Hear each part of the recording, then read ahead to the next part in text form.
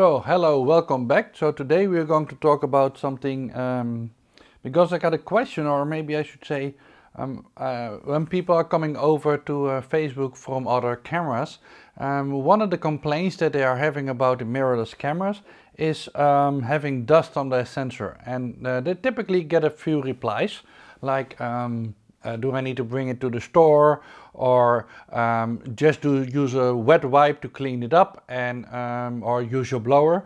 But I don't think they are sort of cutting to the chase in what is the problem. I think cleaning your own sensor, which let me be clear, on a mirrorless is needs to be done more than on DSLR, but it's also way easier.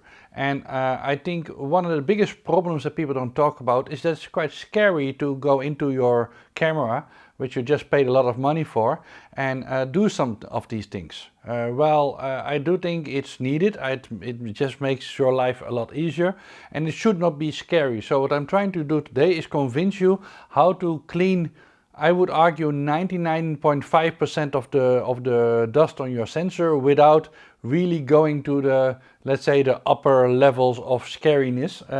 Even though I do think that cleaning it with a white wipe, which is the,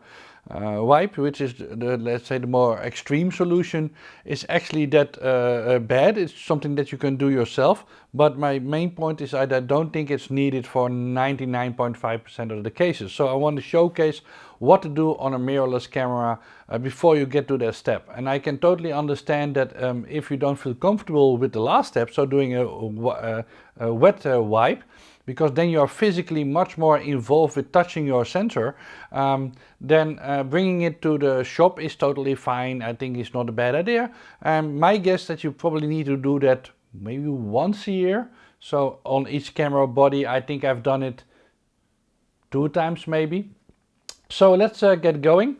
So normally what I do is talk quite a lot. I will be a little bit more quiet and just show you the motions, because the one thing you don't want to do is spit in your sensor. I guess that's the first thing. I guess everybody at some point had this impulse. You want to blow into the sensor hole. That's something that you don't want to do. If you ever see somebody doing it, yeah, bad idea, at least in my opinion. I'm guessing there will be online people who say that will be fine too. I think it's a bad idea. I've destroyed one sensor, or at least it had to be professionally cleaned, and basically the top glass had to be cleaned quite well, because it's not a good idea. So let's get going, and there are some steps which are a little bit different than on DSLRs, or even older mirrorless, because of the IBIS. So I'm just showing you what I'm doing and how I'm doing it, and the tools that I have with me. So the first thing that I do have is a blower, right? That's something that you need to have, and well, that's easy. The second thing that I use is something called a static brush. That's the other thing. And I also have, which I take with me most of the time, is a loupe. I don't think it's actually necessary, but well, it makes it a little bit easier. So let's go through the steps and explain at least what I do. Now the first thing, of course, is I always switch lenses with the camera down, right? So that's one step. I think that's obvious, but that keeps the dust out. So let's put the hood on and go through the steps that you need, that at least I do. And I think they are without any real danger, so I think you should feel safe about it. So the first thing, which is a little bit different than on most cameras, is that you, and even mirrorless, well, some of them, is that it has an IBIS. So what you need to do is to put it in cleaning mode. It will first clean your camera. Now I will do it like this, but I think this is probably better that you also do it upside down, because if you think about it, it shakes the IBIS really quickly, so your sensor, in the hope that dust will fall off, right? So this is your first trick. So you hold it down and you basically press a button, you feel the whole device sort of shake, and then with a little bit of luck, the dust that you had on is dropped off. Now it says auto cleaning is finished. Turn off the power. You can also clean the image sensor manually if necessary. Follow the instruction in the instruction manual. Now, this is an important thing. So don't turn the camera off yet, because actually it now locked down, so it can't physically move the sensor anymore. So when you need to touch it, which is very tiny bit with a brush, or even if you do a wet wipe, this is actually the mode that you need to turn it on, because otherwise the sensor moves and there's more danger of hurting it. So the second step is taking the lens off, which makes sense. Now take the blower, and basically I always make sure that the tip is sort of clean and there's no dust that I'm sort of hinting in, and then just blow the bottom side of the camera or the sensor, right? So that's the step number one. Then I would normally put on the lens back and check if the problem is gone. I forgot to tell you how to check for the problem. Basically you put it on a high f-stop and then you take a picture of a white object, and then you can see dust there.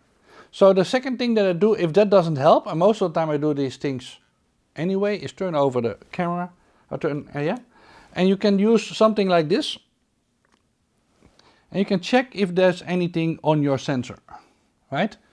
So this is a loupe, as you can see, with a LED in there, and you can quite nicely see that I have now a little bit of a hair on there.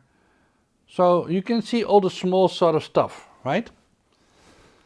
So the last step, or the step that I finish with this one, and then it's kind of done. This is called a static brush, so it's a static Arctic something, I will put it on the description. And basically you turn it on, you don't turn it on and put it in your camera.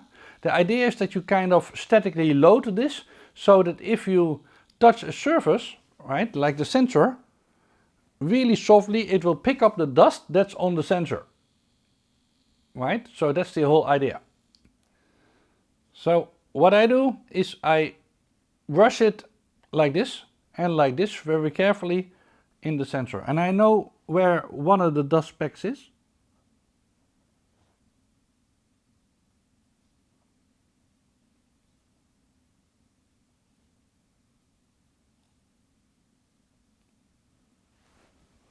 So there's a light on here, so you can also turn that on.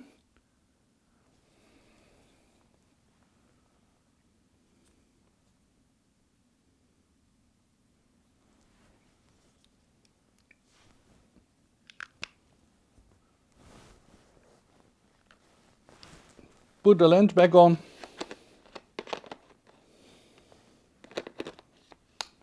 Turn off the camera. So by turning off the camera, you can basically have finished the whole loop in a way. Turn on the camera. Of course, now what you would do is take a picture of a white object. Now this is black, so it doesn't make any sense. And then put it on a high f-stop and you will see the specks on there. Yeah, and you can check if there's still dust there. Of course, what you can also do, and in this case I will turn it off.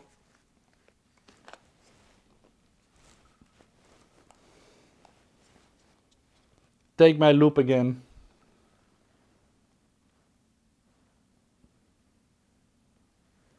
And see if the sensor is clean. And that's it, ladies and gentlemen. As you can see, you can do this, of course the first step and even the second step in a pinch you can do when you're out in the open.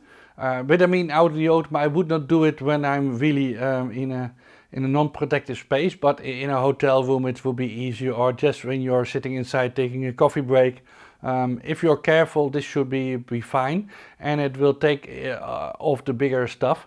Most of the time I will try to still do the blower again and do it like that, so that more stuff might fall out.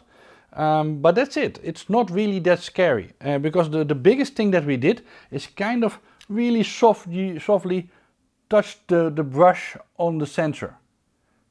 That's it. That's it. It's really without too much risk to the whole system. So that's what I want to show you. Basically try a way to take a little bit of the fear. And for me, in the last few years, and I swap lenses all over the place, because why else take 5 or 6 lenses with you? if you don't swap them. Of course, I'm careful when I swap them. Always do it aim down. Try to do it as quickly as possible. So one trick that I use, if with smaller ones, I have a video online somewhere that you can do it while having them in one hand, but it doesn't work with bigger lenses. So I normally will put it in my bag, take it off, have the other one ready, and be able to switch extremely quickly. Like the whole system is only open for, well, maybe a second maximum. So that's also a good idea, but even then dust will get in. And the nice thing, because you don't have this flippy mirror going on, as you can see, you can reach quite easily to the center. There's hardly any risk, and this is something that you can really do yourself with some of these quite simple and small tools that you can take with you. So the only thing I found, but maybe this, I'm just being paranoid, I heard, I'm not sure if it's true, but sometimes this thing kind of looks like a hand grenade in a bag. Some of them, the way they are shaped, they kind of look like a thingy. So you might want to sort of, I don't know, I always put it in my bag like this. Not sure if that's an urban myth, but yeah, maybe with your baggage checking that might be a small problem. I have not found this, but I heard that story once, and it could be an urban legend, who knows. Anyway, have fun, and hopefully this will take a little bit the scary part away about if this is really difficult to do yourself, right? And just a heads up, if you haven't seen the other video yet, as you can see, I now have the new SmallRig L bracket on there, and it's really nice. So if you haven't seen it, watch that video or go out to their website. And if you're coming from a Canon or Nikon and you want to have more grip, this is the perfect solution. Okay, see you next time. Bye bye.